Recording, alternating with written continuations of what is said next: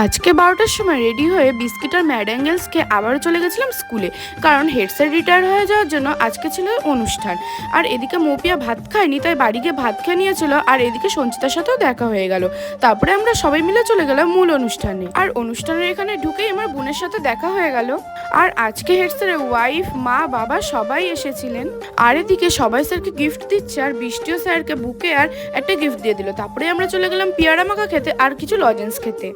এখানে স্কুল থেকে রুটি আর মাংস দেওয়া হচ্ছে, তাই এত বড় লাইন। আর অর্ঘ্যকে তখন থেকে ডাকার পর এখনো সাড়া দিল, আর এতক্ষণ ধরে গেম খেলেই যাচ্ছে। তারপরে আমরাও চলে গেলাম একটু রুটি আর মাংস খেতে। আর এদিকে সঞ্চিতা বলছে আমরা বাঙালি, আমরা ফ্রিতে আলকাতরাও ছাড়ি না। দেন মাঠে বসে পড়লাম খেতে, আর সঞ্চিতা এক এক করে দুটো রুটিই খেয়ে নিল, আর আমি তো একটাই খেতে পারিনি। তারপরে হেড স্যারকে বিদায় জানিয়ে আমরাও চলে গেলাম বাড়ি যাওয়ার উদ্দেশ্যে।